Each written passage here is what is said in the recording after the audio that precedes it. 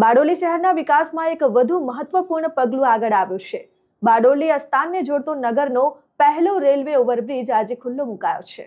સ્વર્ણિમ જયંતિ મુખ્યમંત્રી શહેરી વિકાસ યોજના અંતર્ગત બારડોલી નગરપાલિકા વિસ્તારમાં અસ્તાન રોડ પર આવેલા LC નંબર 25 પર રેલવે ઓવરબ્રિજનું લોકાર્પણ માજી કેબિનેટ મંત્રી અને બારડોલીના ધારાસભ્ય ઈશ્વરભાઈ પરમારના હસ્તે કરવામાં આવ્યું। આ પ્રસંગે મહુવાના ધારાસભ્ય મોહન ધોડિયાની ખાસ ઉપસ્થિતિ રહી। 28 કરોડ 50 લાખની લાગતથી બનેલ બારડોલીના સૌપ્રથમ રેલવે ઓવરબ્રિજ ખુલ્લો મૂકતા અસ્તાન, કડોદ, માંડવી સહિત આસપાસના ગામોમાં આવન જાવન ઘણી સરળ બનશે। અત્યાર સુધી લોકોને લાંબો ચકરાવો કાપવો પડતો હતો, પરંતુ હવે આ સમસ્યાનો અંત આવશે। વર્ષોથી રાહ જોતા લોકો માટે આ બ્રિજ મોટી રાહત સાબિત થશે અને ટ્રાફિક સમસ્યામાં પણ નોંધપાત્ર ઘટાડો થશે। આ પ્રસંગે રાજકીય, બિન રાજકીય આગેવાનો, નગરપાલિકાના પદાધિકારીઓ, કર્મચારીઓ તેમજ મોટી સંખ્યામાં ગ્રામજનો હાજર રહ્યા।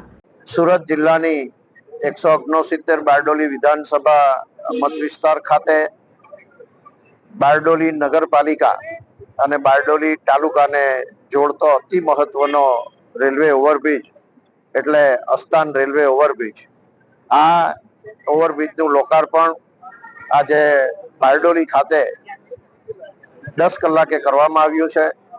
આ જે કામ ચાલી રહ્યું હતું એના કારણે કેટલાકને ધામડોદની રેલવે ક્રોસિંગ તરફ જવું પડતું હતું। લગભગ 4 થી 5 કિલોમીટરનો એ ફેરાવો પણ આજથી એ દૂર થયો છે।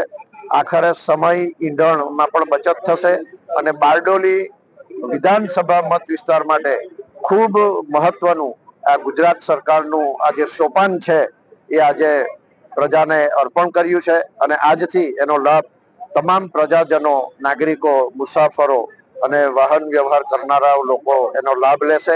વિજય યાદવ, RN ન્યૂઝ, બારડોલી।